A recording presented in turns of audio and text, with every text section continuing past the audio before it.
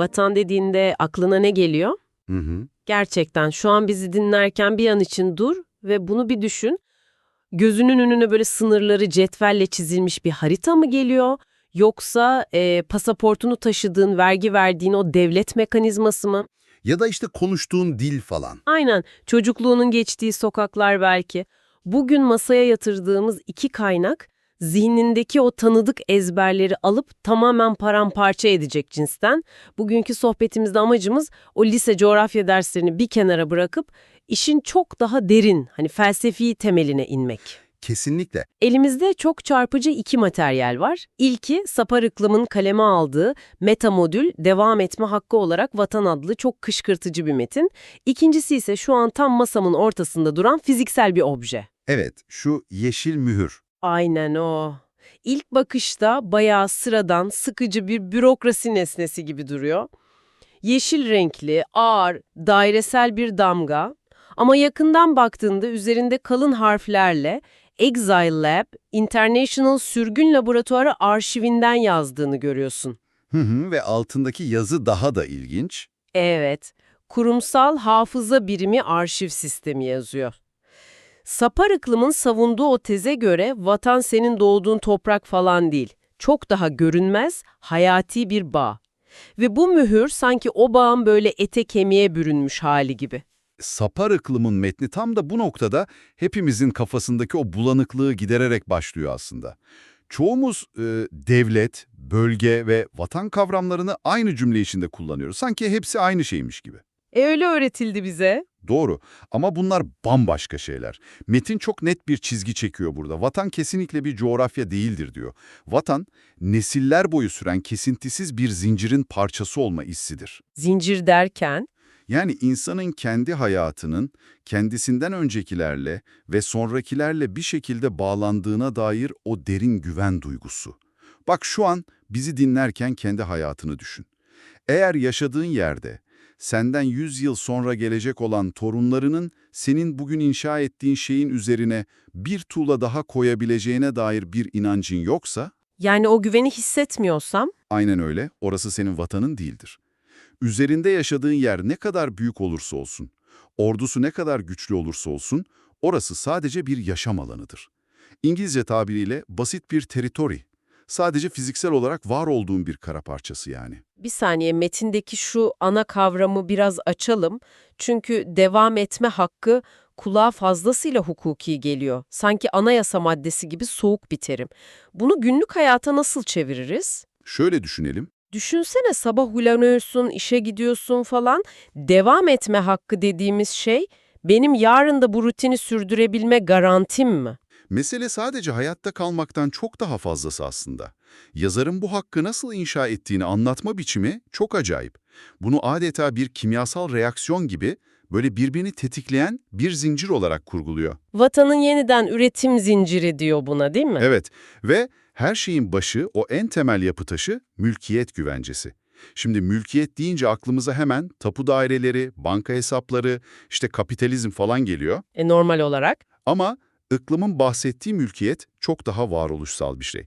Eğer sen emeğinin, toprağının veya ürettiğin fikrin güvende olduğunu bilirsen, bu sende otomatik olarak bir sorumluluk duygusu yaratıyor. Yani şey gibi, eğer o toprağın veya evin yarın keyfi bir şekilde elimden alınmayacağını bilirsem, oraya sadece kışı atlatacak derme çatma bir çadır kurmam. Giderim meyve vermesi 20 yıl sürecek bir zeytin ağacı dikerim. Çünkü o ağacın meyvesini çocuklarımın yiyeceğini bilirim. Kastettiği sorumluluk bu, değil mi? Tam olarak bu işte. O zeytin ağacını dikme kararı metnin zincirindeki üçüncü halkayı yaratıyor. Yani uzun ufuk. Uzun ufuk. Evet, sadece bugünü değil 50 yıl, 100 yıl sonrasını planlamaya başlıyorsun. Bu uzun ufuk toplumda güveni doğuruyor. İnsanlar yarınlarının garanti altında olduğunu hissettiklerinde birbirlerine güvenmeye başlıyorlar. Güven de hafızayı inşa ediyor. Çünkü yarının olmayacaksa bugünü kaydetmenin bir manası yok. Aynen öyle. Hafıza zamanla tarihi oluşturur, tarih kolektif kimliği şekillendirir ve en nihayetinde bu kolektif kimlik de o bahsettiğimiz vatanı yaratır. Bu, mülkiyetle başlayıp aidiyetle biten devasa bir makine aslında. O halde bu makinenin dişlilerinden birini çekip alırsak ne olur? Şöyle bir dünyayı düşünelim, haberleri falan. Diyelim ki bu zincirdeki güven halkası kırıldı ya da mülkiyet güvencesi bir gecede yok sayıldı. Hı hı. Tüm bu sistem gerçekten iskambil kağıtlarından yapılmış bir kule gibi anında çöker mi? Yoksa toplumlar bir şekilde bunu hasar alıp atlatabilir mi? Metnin tavrı burada çok net. Sistemi bypass edemezsiniz. Zincirin her halkası bir öncekine ve bir sonrakine hayati şekilde bağlı. Yani koparsa biter mi? Anında buharlaşmaz, sistem bir anda çökmez ama yavaş yavaş içten içe çürümeye başlar. Eğer o zeytin ağaçlarının bir gün keyfi olarak sökülüp atılabileceği korkusu başlarsa, insanlar uzun vadeli plan yapmayı bırakır. Mantıklı. Hafıza kaybolur, tarih çarpıtılır. O yer yavaş yavaş bir vatandan çıkıp, insanların sadece günü kurtarmaya çalıştığı, bavullarının her an kapı önünde hazır beklediği sıradan bir bölgeye dönüşür. Ya bizi şu an dinlerken dünyadaki bazı ülkeleri bir düşün. Bu zincir mülkiyet güvencesiyle başlıyorsa akla hemen çok tehlikeli bir soru geliyor bence. Nedir o? Dünyanın ekonomik olarak en zengin, gökdelenleri en yüksek, böyle banka hesapları en kabarık ülkeleri aynı zamanda en iyi vatanlar mıdır? Ekonomik refahı çok yüksek ama insanların sisteme hiç güvenmediği yerler var dünyada. Sadece kaynak satılan yerler hani. Evet, çok doğru bir nokta. Zenginlik tek başına o kopan zinciri birbirine bağlayabilir mi? Kesinlikle bağlayamaz ve Sapariklim bunu çok net ayrıştırıyor metinde. Zenginliğin otomatik olarak istikrarlı bir toplum yaratacağı fikri modern dünyanın en büyük yanılgılarından biri. Değil mi? Petrol falan çıkarıp çok zengin olabilirsin. Aynen. Yer altından gaz çıkarıp satarsın, toplum lüks içinde yaşar. Ama vatan güven olmadan var olamaz. Buradaki güven ve mülkiyet kavramları senin cüzdanındaki paranın miktarı ile ilgili değil. Güven, az önce konuştuğumuz gibi insanın emeğinin keyfi bir otorite tarafından yok edilmeyeceğinden emin olmasıdır. Ya evet, metnin bence en vurucu yerlerinden biri burasıydı. İkram mülkiyeti sadece bir ekonomik araç olarak görmüyor, doğrudan bir hafıza kurumu olarak tanımlıyor. Kesinlikle. Okurken durup üzerine düşündüm bayağı. Ev ailenin tarihini saklar diyor. Mezarlık ataların tarihini saklar. Okullar kültürün, arşivler toplumun tarihini. Yani bir eve sadece barınak olarak bakamayız. Bunlar hafızayı fiziksel olarak sabitleyen zaman kapsülleri adeta. Çok doğru. İnsanların evlerine, mahallelerine veya böyle dedelerinden kalan çorak bir arasyaya bile bazen mantık dışı bir tutkuyla bağlanmalarını açıklıyor bu. O toprak parçası sadece satılacak bir emlak değil, Hı hı. o ailenin bu dünyadaki varlığının fiziksel kanıtı. Mülkiyetin asıl felsefi amacı zenginlik yaratmak değil, hafızayı silinmemeye karşı koruyan bir kalkan olmasıdır. Ya harika ama tam bu noktada kafama çok büyük bir soru işareti takılıyor. Nedir? Madem evin tapusunu bana veren, okulu inşa eden, arşivi koruyan, o yasaları çıkaran şey devletin kendisi, Evet. o zaman devlet dediğimiz aygıt ile vatan dediğimiz kavram aslında aynı şey olmuyor mu? Biz günlük dilde hep vatan, millet, devlet diye bunları eş anlamlı gibi sıralıyoruz. İkisi arasındaki fark nerede kopuyor? Iklim'in metninin muhtemelen en radikal ayrımı yaptığı yer burası işte. Devlet ve vatan aynı şey değildir. Hatta devlet, vatan olmadan da pekala tıkır tıkır işleyebilir. Nasıl yani? Şöyle, bir devletin sınırları vardır. Ordusu, bayrağı, polisi, bürokrasisi, işte vergi sistemi falan vardır. Bunlar mekanik kurumlardır. Devlet idari bir aygıttır. Siyasi bir kararla, bir masada imzalanan anlaşmayla veya bir kararnameyle yeni bir devlet kurabilirsin. Bir gecede yani. Aynen öyle. Ama vatan kararnameyle var edemeyeceğin kolektif bir aidiyet kurumudur. İnsanların o toprağa, birbirlerine inanmaları emirle sağlanamaz. Bu zamanla yeşeren organik bir süreç. Şunu şöyle düşünsek nasıl olur? Bak şu an aklıma geldi. Devlet şu an cebimizdeki akıllı telefonun işletim sistemi gibi. Güzel analoji. Yani o donanımı çalıştıran, kuralları koyan iOS veya Android sistemi. Vatansa o telefonun içindeki fotoğraflarımız, sevdiğimiz insanlarla olan mesajlarımız, anılarımız. Sen işletim sistemini bir gecede güncelleyebilirsin, silebilirsin, yepyeni bir sistem kurarsın. Telefon yine çalışır sonuçta. Evet, çalış. Ama o fotoğrafları, anıları bir tuşa basarak zorla var edemezsin. Kesinlikle. Ve bu analojiyi bir adım öteye taşırsak, metnin ne demek istediği daha da netleşiyor.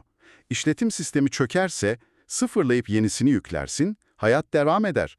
Ama o fotoğraflar, yani geçmişin, anıların silinirse, Gitti hepsi. işte o zaman o cihaz senin için sıradan bir cam ve metal parçasına dönüşür. Cihaz sağlamdır ama içindeki sen yok olmuşsundur. Vatan da tam olarak o biriktirilmiş anıların, emeğin toplamıdır.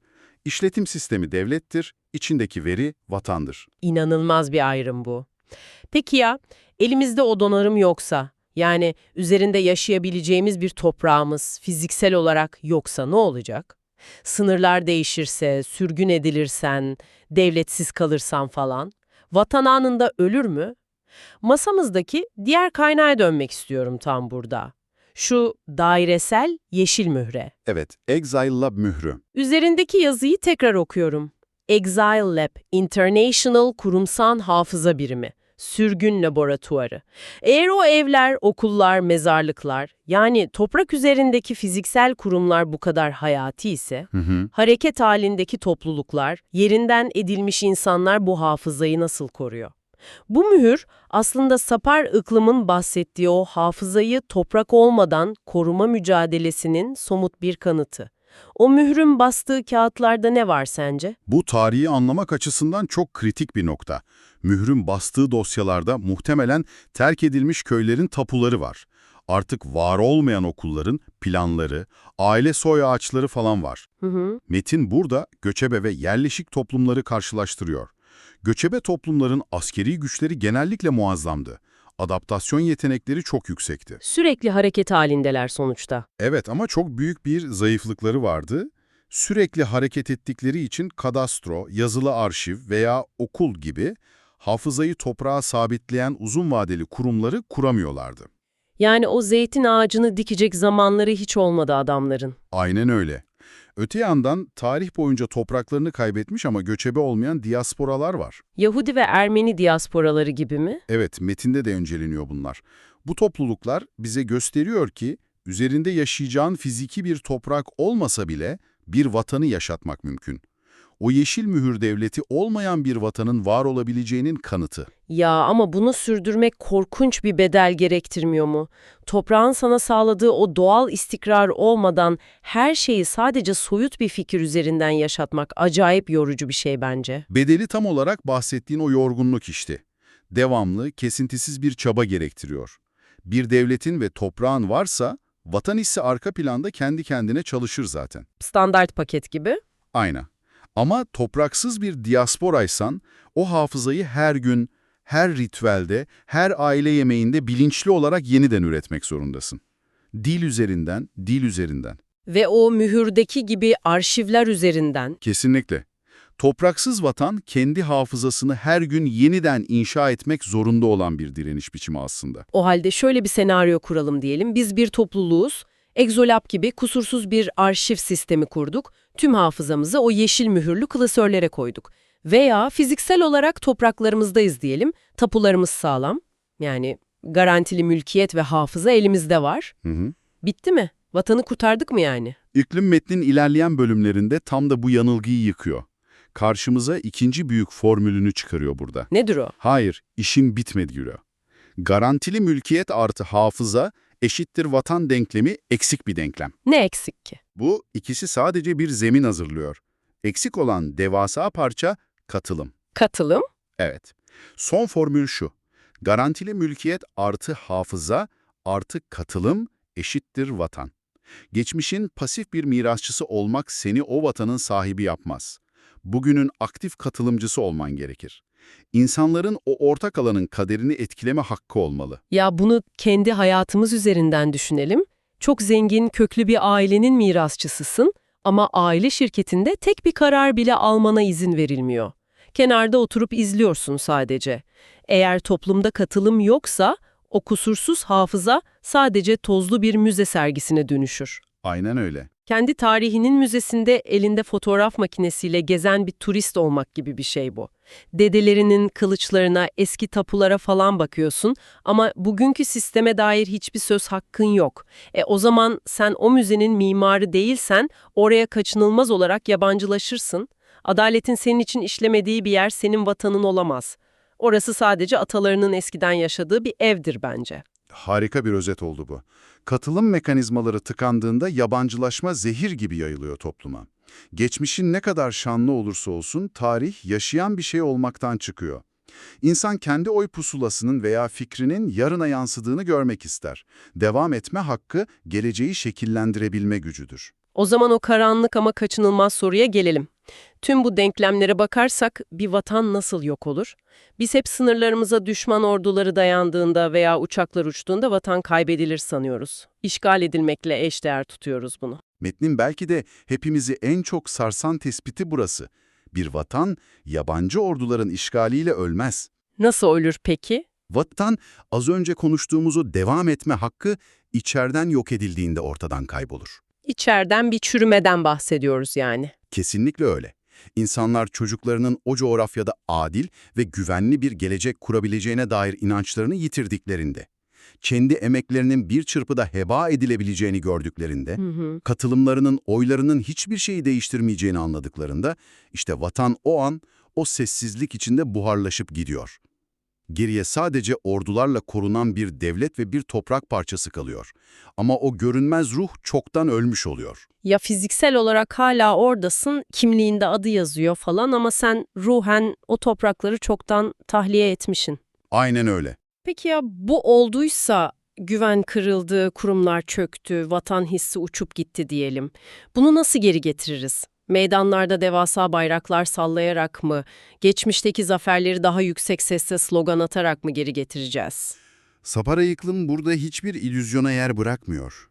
Vatan sembollerle, hamasetle falan geri gelmez diyor. Bunlar kanayan yaraya yara bandı yapıştırmaktan farksızdır. Sadece kısa süreli bir göz boyama. Ne yapmak lazım o zaman? Vatanın geri dönüşü, o zincirin en başından sabırla yeniden inşa edilmesiyle mümkün. Yani o sıkıcı bulduğumuz bürokratik süreçlere geri dönüyoruz mecbur. Kesinlikle. O sıkıcı görünen hukuki temeller, vatanın kalbi zaten.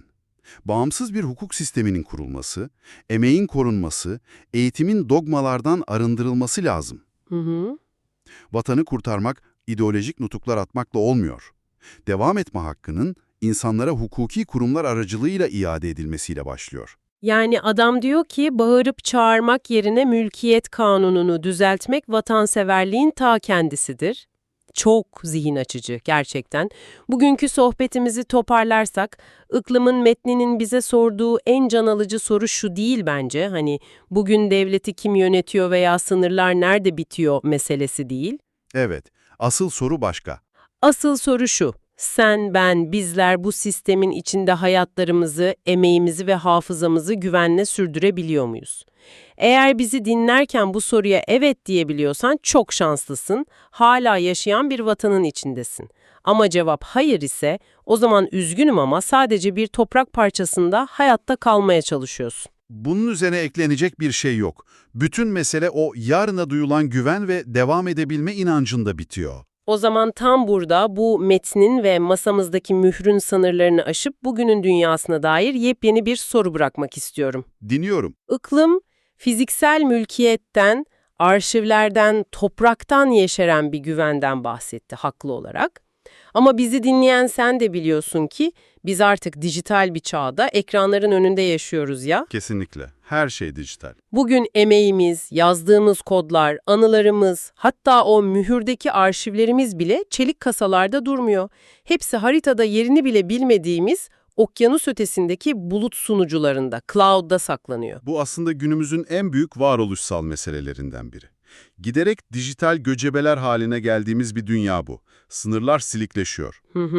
Eğer devam etme hakkı anıların güvencesi demekse, bütün dijital kimliğimizi teknoloji devlerine emanet ettiğimiz bu gerçeklikte iklimin formülleri nasıl çalışacak? İşte ben de tam bunu soruyorum. Silikon Vadisi'ndeki bir şirketin her an değişebilen kullanıcı sözleşmelerine bağlıyız. Bu sınırsız bulut sistemlerinde kendimize ait güvence altında bir dijital vatan inşa etmemiz mümkün mü? Çok zor bir soru bu. Yoksa bu yeni dünyada o teknoloji devlerinin dijital topraklarında sadece birer kiracı mıyız? Anıları bir hesap askıya alma butonuyla her an silinebilecek dijital paryalar mıyız mesela? Gerçekten ürkütücü. Kendi kişisel kurumsal hafızan tam olarak nerede duruyor ve onun yarın orada olacağına ne kadar güveniyorsun? Bu felsefi soruyu da zihninin bir köşesine, belki de dijital arşivine bırakıyoruz, üzerine düşünmeye kesinlikle değer.